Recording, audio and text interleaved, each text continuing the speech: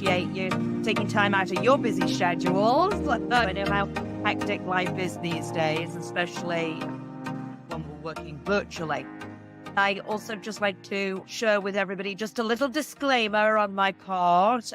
The discussion, it isn't about a miracle cure for the systemic problems that are out there in terms of money and the economy, but it's intended to help you see money from a new perspective, which will allow you more freedom, as well as raising your awareness of the role of money and how it plays in our lives. Our agenda today is the idea that you're going to walk away with an increased awareness around productivity in terms of your money and looking at call to action, and also what you need to do to uncover what might be sabotaging your financial health, which I like to refer to those unconscious barriers that often are referred to as money blocks. And taking a look at what's the most important thing that you can do right now to master your money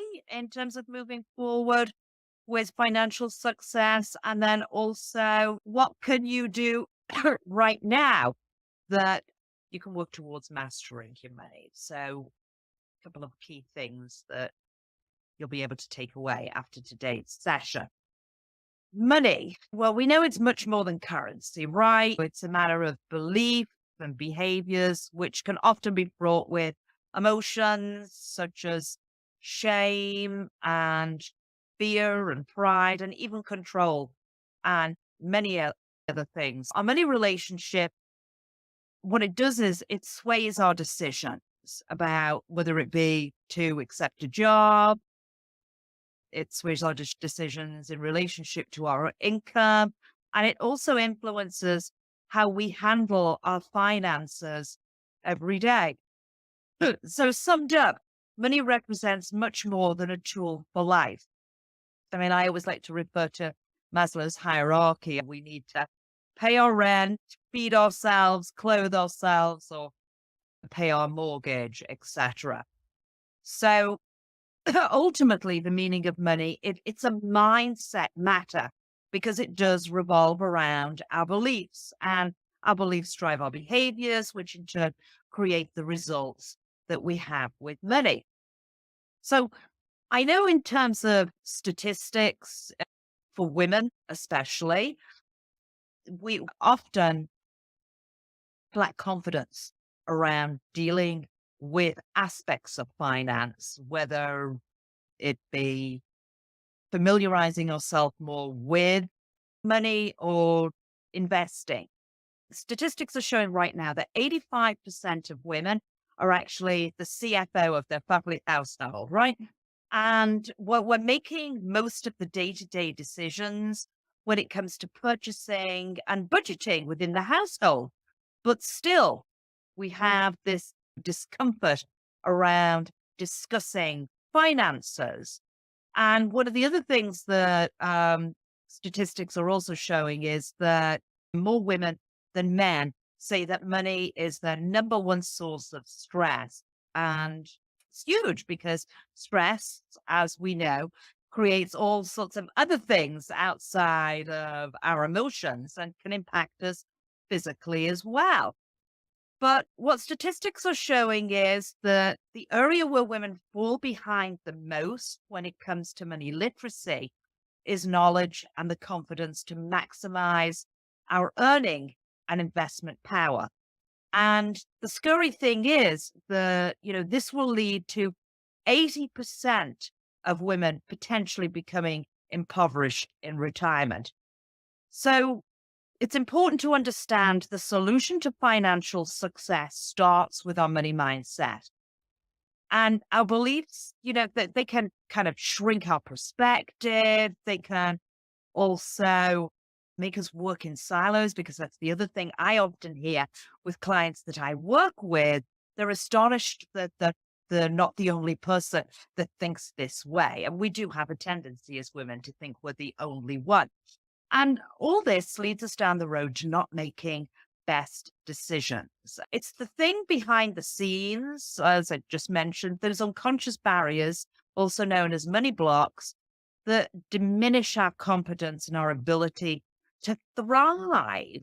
And no matter how much money you have, these unconscious barriers show up in one way or another, regardless of our knowledge sphere and success with money. This includes myself. I continue to work on beliefs and money blocks that surface different life events that occur because no one is immune, but we can work around these. So that's what I want to talk to you about today, to share with you that the key for us to have financial success starts with what I like to refer to as the Money Mastery Foundation formula, which is mindset plus behavior, which equals financial success. So before I get into that, I want to talk just a little bit about who I am. I'm originally from the UK. I've been over here for just over 30 years. I'm married. I have a daughter who's at Albany University, and I live about 70 miles just outside of New York City. Fast forward to today, I consider myself to be a social change agent who's passionate about women's economic empowerment. And I love as much as anything helping women better manage their money relationships so they can break free of some of the financial rut that they're experiencing, gain confidence and security while working towards increasing net worth and learning strategies for creating a life that you love and want to live. So that's what I do as a certified financial social worker, AKA money mindfulness coach. And I entered the financial field not as an economist or a financial planner, but as a social worker with a background in development who was interested in educating and supporting women interested in charitable giving. But what I also found at that time was women were also indicating statistic wise that their financial advisors or spouses were not talking about charitable giving. And that's kind of ultimately what led me down the path to transitioning over to the finance side. But what I began to discover was that many women were intimidated and lacked confidence to make their money work for them, and sometimes chose to delegate away their financial power, whether it be to a father or or a spouse or a male financial advisor. And of course, I was also seeing many friends and colleagues, even though they had become more successful, were not talking about money or financial wellness enough. So hence, I established the Hub Finance Club after leaving the finance industry at the end of 2021. After seeing the real life impacts of how relationships with money can wreak havoc on women emotionally and also be a huge source of pressure and stress. And nobody was talking about this in the industry. And worse than that, a lot of women were afraid to talk about money to each other, to ask questions about financial products they didn't understand. And then came that guilt or fear or embarrassment or shame. So what happens when we want to avoid feelings that we don't like? Well, we're going to ignore them. And this is what was happening from the perspective of the finance side.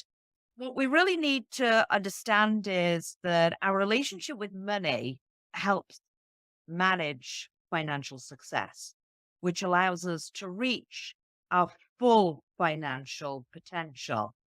You might find that you could potentially be a money hoarder, or you might be in denial about financial teas, or you might be one of those people that say, hey, oh, I'll spend now and I'll worry about it later. I've got plenty of time to think about that.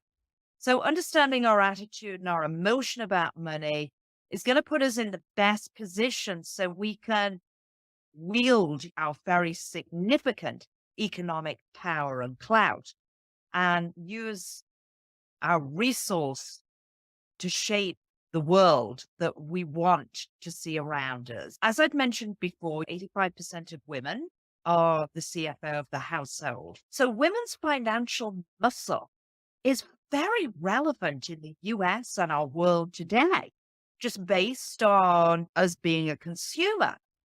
And what I see as part of the problem for women is, unlike men, money talk does not typically happen in our inner circle of friends because it's still considered that social taboo. And part of the problem is the taboo is what keeps us ignorant of better habits and practices and perspectives, and also can keep us at the low end of the pay scale. So we all know that one of the obstacles that's unique to us as women, the gender pay gap. When we don't speak of something, we make it more powerful. And that was actually Harry Potter. Women want to make a difference. Most of the women that I meet with, that's really important to them. And that's always been my mission. I'm on a mission to help socialize the idea that it's okay for women to talk about money because knowledge is power, and that knowledge helps you become more independent because it translates to empowerment. I spent the last several years researching the kinds of challenges that women face around relationships and money. And what I now know is that if you don't address your core beliefs about it, you won't be able to get the wealth that you desire. So, quick little exercise for everybody. And it's not something that you have to share. It's actually the first exercise in the Do It Yourself Money Story Guide. So, write down all the results with money for the items that I've highlighted: income, savings, debt, investing, spending, and also if you give. And examples of that would be: I make 70 grand a year. I have a 3-month emergency fund saved or not. In terms of debt, I owe $40,000 on my credit card, or I have no debt on my credit card and I have tons of miles because I use it the best way possible. In terms of investing, I don't invest, or I invest 2% of my income, and I have 50,000 in investments. Spending, I tend not to spend money on myself, or I spend every penny I make every month. And then if you give, what percentage of your income do you give? So as you're jotting that down, and please don't worry about going to a state. This is just to do a little exercise to make you think about your results with money. And if you have no idea with any of these areas, that also shows your result with your money relationship. The takeaway here is that once you've jotted all this down, your results are a direct outcome of what you think and believe always.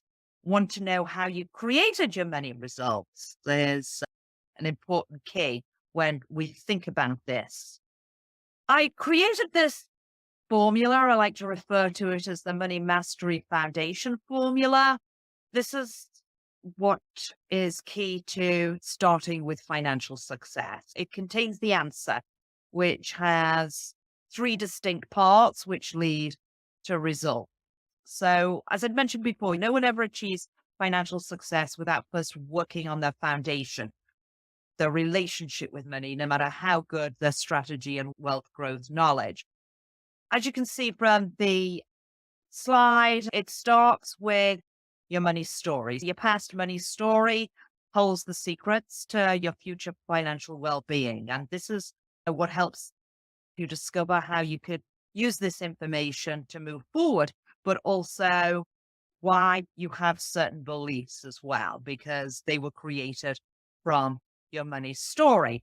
The Do-It-Yourself Money Story Guide there's a couple of exercises in there for you to do, and I encourage you to do it with anybody that you share financial responsibilities with. because we all have our own unique money story. And then when we get together with somebody else and we're sharing those responsibilities, then our idea of saving and investing can be very different from the person we're sharing our financial story with. So our money story creates our beliefs. Our beliefs create the behaviors that we have, and they can be positive or negative. But, certainly we want to ensure that if we're having negative behaviors that are sabotaging our results in terms of moving forward successfully, then those are the sort of things that we want to take into consideration and rewrite so we can have more positive behaviors and positive results. I'm here to tell you that this is not our fault in terms of our views and negative beliefs. And the reason why it's not our fault is that you have not begun to safeguard your financial future. So what I mean by this is neuroscientists have found that 95% of our decision making is unconscious. So what this means is that the beliefs and patterns in our unconscious mind determine what we do next. So the challenge then is, how can we make our beliefs fully conscious to understand and change? The way the mind and the brain work and our relationship with money, especially, it's very complicated because some aspects, as we mentioned before, are emotional. Some aspects are unspoken. And of course, some aspects are even unconscious. Again, I always like to go back to, similar to Maslow's hierarchy of needs, the money belief formula operates like a ladder, starting with understanding your past money story that holds the secrets to your future well-being. And this in turn creates your money mindset and behaviors.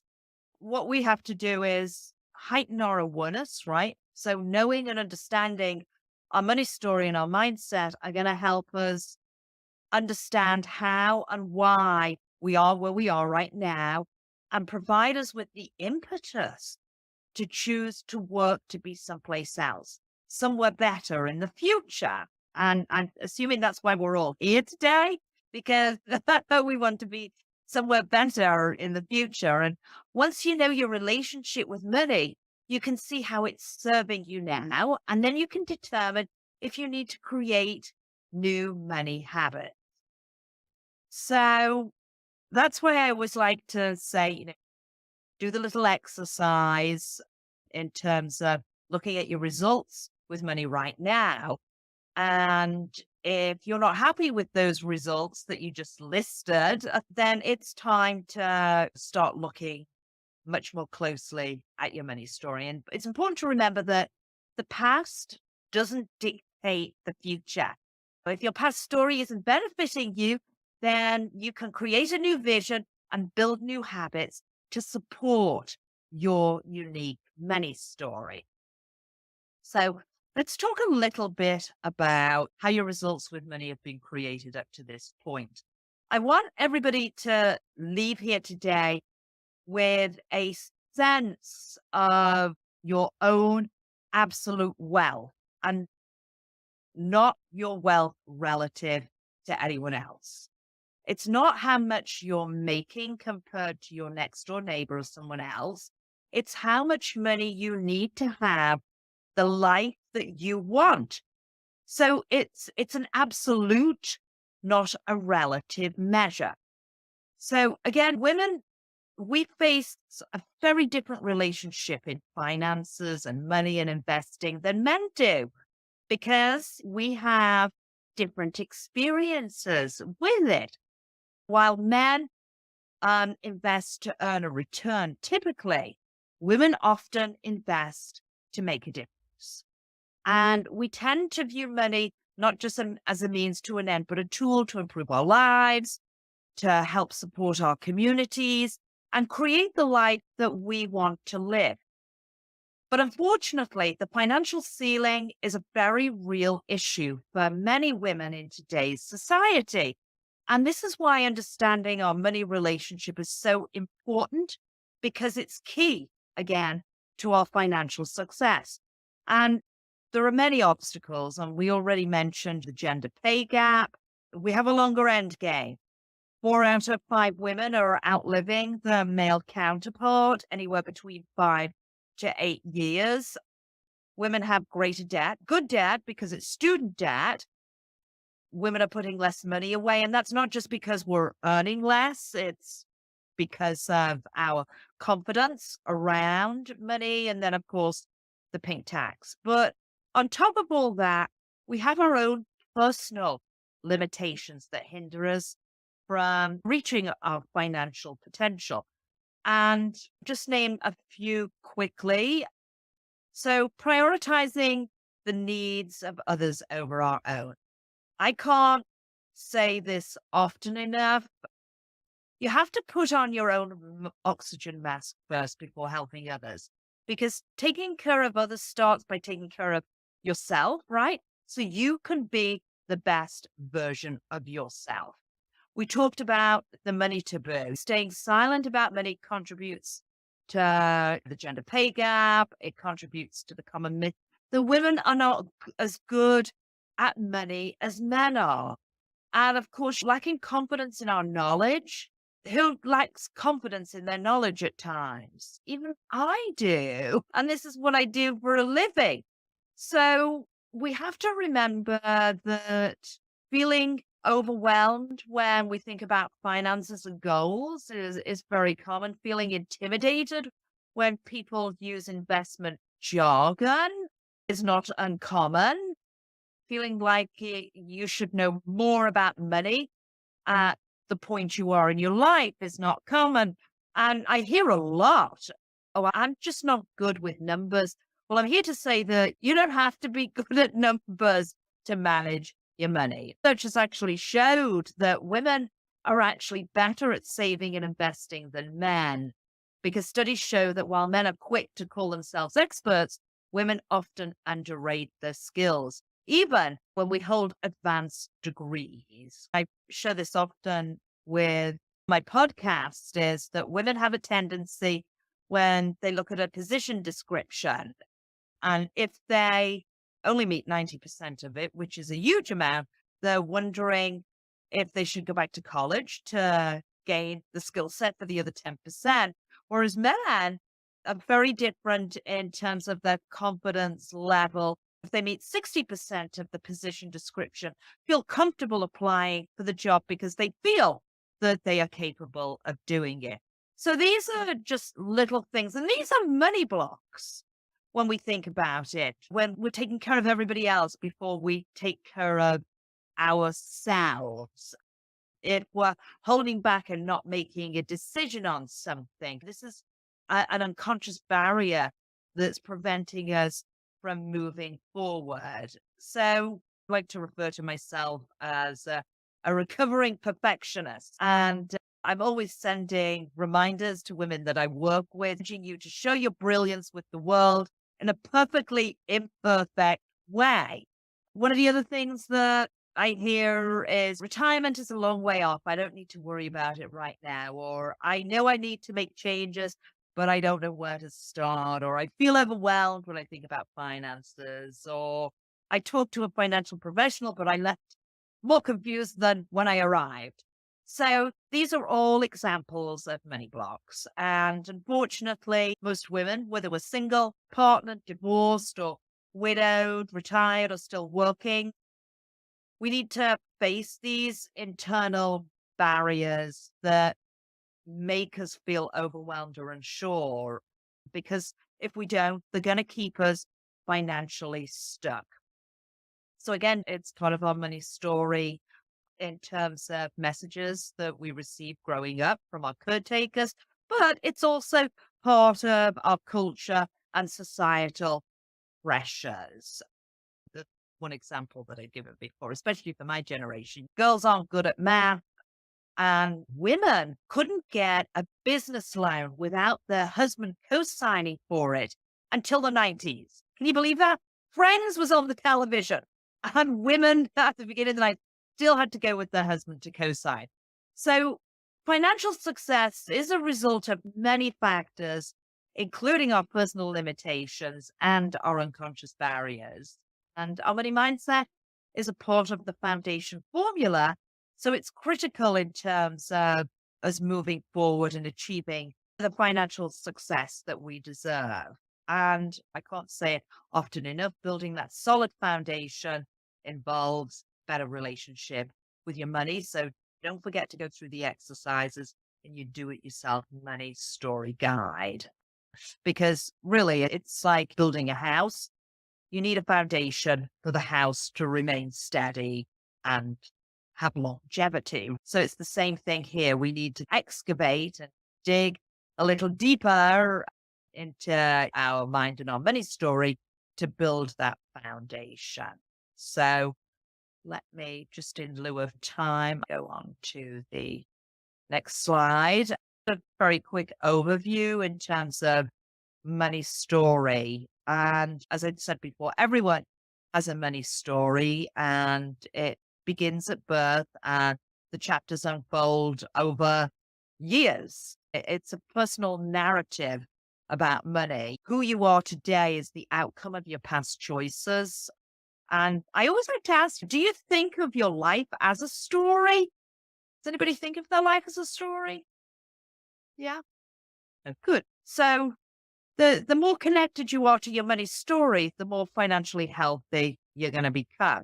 And you can see some of the money messages up there, but it's good to think about, what money messages did you receive when you were growing up? Were they positive or negative? Were they observed or were they taught? I mean, often a lot of this messaging is verbal and non-verbal, and it's really us as kids picking it up and then adding meaning to it. But did you learn about money through disappointment or success? Even if the adults in your life didn't openly discuss money as you were growing up, you still picked up on how it was handled in your family, whether parents were arguing about money or a feeling of tension about paying the bills. Maybe there was a traumatic event. I often see that, like a job loss or death or divorce, or perhaps it was things such as extreme frugality or spending. All these experiences combined form what I'm referring to as our money story, which in turn creates our money mindset. So it doesn't matter if these messages were consciously or subconsciously learned. Those lessons laid the foundation for your current beliefs in terms of where you are as an adult today. And they're still driving your day-to-day interactions and your relationship with money. So I'm just going to jump slide so we can stay on track time-wise. As you can see, the slide says conduct your financial checkup, which is typically, are you saving for retirement? Are you earning enough money to live the life you want, etc. So just some questions that tie into your mindset. The bottom line is money speaks two languages. So we have the language of basic math and subtraction. You have it, you utilize it, you make use of it, you save it. And then there's also the secret language of money, which is our habits and patterns of employing money to manage our moods and self-esteem, as well as a tool for control and competition. So money is layered in connotations that frequently conflict as we engage with it. So the most significant thing that I've learned is that many decisions are always symptomatic of our belief system. And to say it another way, my money mindset drives all my financial decision making and creates the results that I have. So sometimes ladies that I'll be speaking with will say, I don't like talking about finances because it's socially unacceptable, or they think money management is difficult, perplexing, and stressful. Or again, it goes back to telling themselves you have to be good at math to be able to invest. Or I'm okay with money and brush it under the rug because I've got plenty of time to think about this. Or telling themselves that they don't have to worry about money because their spouse handles everything. And I know in most relationships, someone handles the money because they like to do it, and that's okay. But just as a responsibility to ourselves, we have to understand what's happening with it and where it's going. Because God forbid that you are left, as I'd mentioned earlier, handling the finances and are not familiar with what things go and how they should go. So we have a responsibility, especially if we want to be in control and empower ourselves, to understand the process, certainly.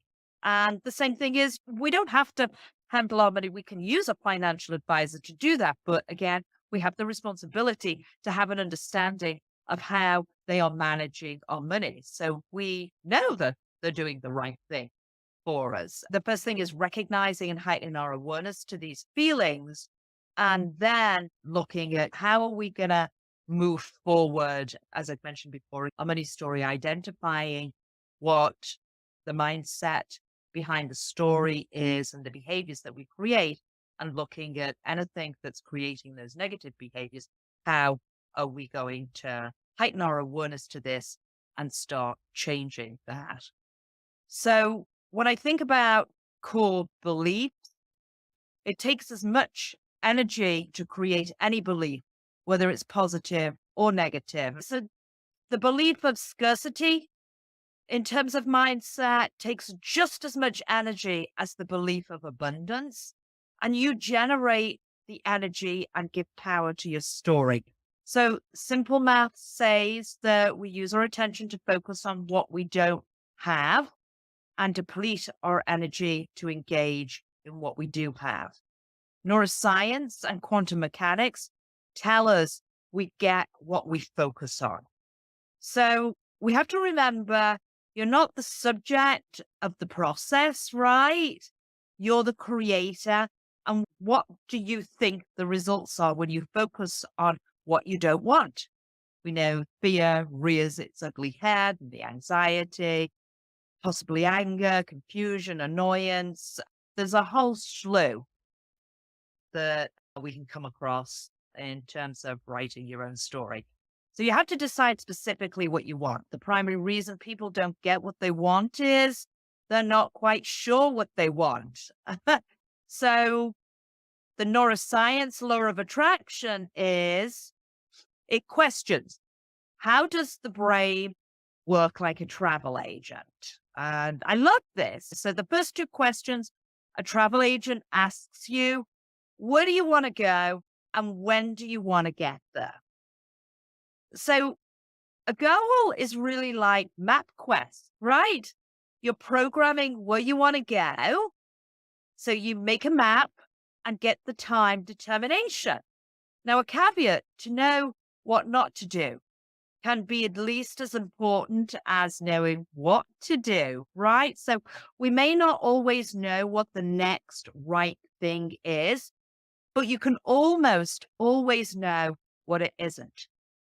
And additionally, what you resist, you draw toward you. Resistance is an engagement. It's a catharsis for an investment of energy. So anger is as passionate an attachment as love is. So if you find yourself resisting change, it's already occurred. So most suffering is the result of resisting what already is.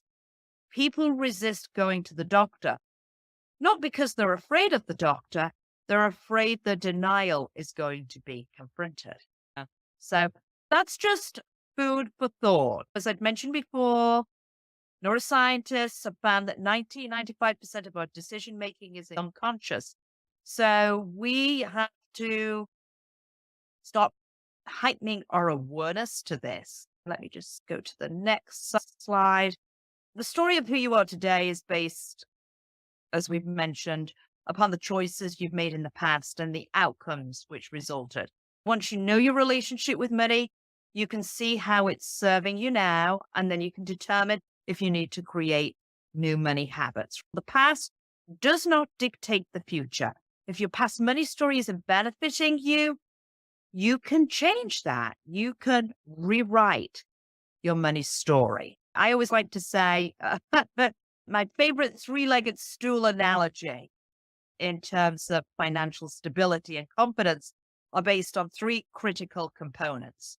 They're based on mindset, management, and wealth building. So if you ask yourself how many legs are supporting your financial success, if you don't have all three, you'll be charmed right out of your wealthiest self faster than you can fall off a two-legged stool. So it's important to kind of keep that in mind. So what I wanted to do is just share with everybody, I'd mentioned at the beginning that I had an offer. And of course, the information that I've shared with you and the Do-It-Yourself Money Story Guide is a great tool for getting started.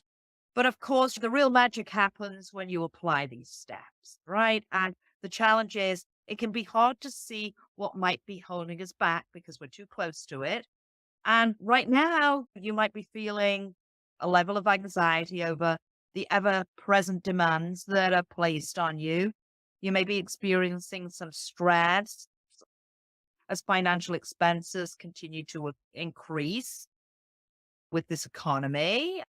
You may experience a little frustration from current responsibilities that consume so much of maybe your time and energy. And in some instances, thinking you don't have time to do this because you're too busy dealing with everything else. I created the Money Mastery program precisely for this reason, because becoming aware of your money story and mindset, how it affects you, can make positive changes and create a brighter future, not just for yourself, but for other people in your life. The program helps examine your money story.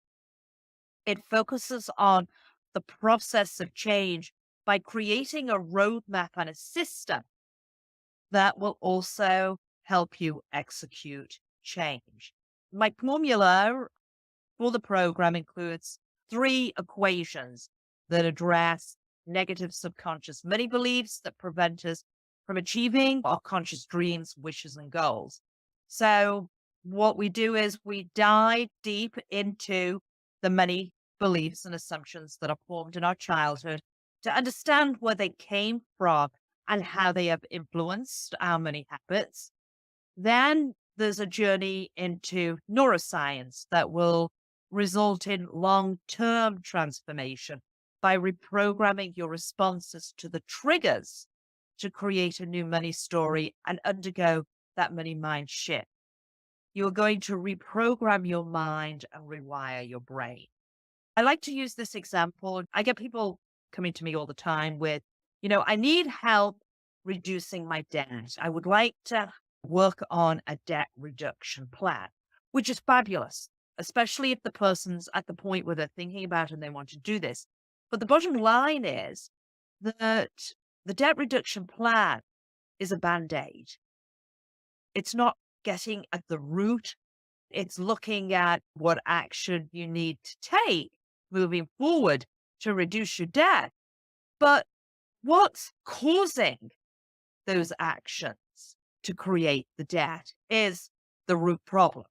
So for me, the focus is always starting with the foundation, because there won't be a long-term success result. Debt reduction plan might help you for a couple of months, or 6 months or longer, but it won't be a long-term result because you haven't gone to the root of the problem. And the third equation is execution. So once you've mastered your new money mindset, then it's time to visualize the future with your wealth plans, complete with a step-by-step plan for achieving them. So here's what I'd like you to do today. I'd love for you to set up a call. If this is something you feel you'll need help with, put me in the chat if this is something that you would be interested in, and we can get together and do a strategy call, and you can look at where you are today and where you want to go, and if this program would be a fit for you. There's no commitment here. I did indicate to everybody that did register that I would offer a strategy session, so that there's no commitment beyond that. The other thing that I'm offering is if you schedule the strategy call and you do make a decision to do the program in April, there will be a 25% special offer in terms of a deduction of the price with that. So I think it's important to understand that you'll benefit from this program. If you want to stop feeling stressed about money, if you want to really change where you are in terms of your financial place, if you want to create new money results for the future, instead of repeating your past mistakes, if you want to create a money philosophy that's going to lead to real change, this would be helpful. And if you see other people getting results with money that you want for your life, or if you're sick and tired of being sick and tired and you're ready to go all in, then this is certainly the program that will work for you. Making a massive shift in your money mindset, it's going to make you feel more empowered, and it's going to allow you to take control of your money as well as your life. So I encourage you to schedule that call. You've got nothing to lose and everything to gain. Don't let those money story hitchhikers, your beliefs and emotions, cause your behavior and prevent you from living your best life. You might be saying to yourself, this sounds like good stuff Sue's saying, but I'll do it later, or I've got plenty of time to think about this, or I don't have time, or I'm not interested, or I'm so tired, I'm so overwhelmed. There's no more left of me. And a lot of that happens because of what we're actually saying in the space of our mind, right? It's that autopilot programming that I mentioned before, because the brain, with our money belief, it's gone to that default where we're not consciously thinking about the decision or the thoughts that are popping into our heads. And when we're in this state of mind, what happens is that we actually burn up a lot of energy thinking. So instead of being able to work through things, it does prevent a lot of women from money empowerment and discovering what money can actually do for you. Again, you have to shift your attitude toward money if you hope to see those long-term improvements in your financial status. And there are so many resources out there that are free that we can access. But the thing is, if it's not our money mindset holding us back, and we have all these free resources, then everybody would be wealthy and making great investments, because we would be looking at things from an abundant point of view and not have any fear around it or lack confidence around it. So when you alter your money beliefs and shift your mindset, you cure the problem and you take the proper actions because you have the right beliefs in place. So, bearing all that good stuff in mind, I know it's 1 o'clock. Before I close out, I thank everybody for being here today. And with that being said, enjoy spring. The warm weather is coming. And here's to everybody's financial well-being as you move forward.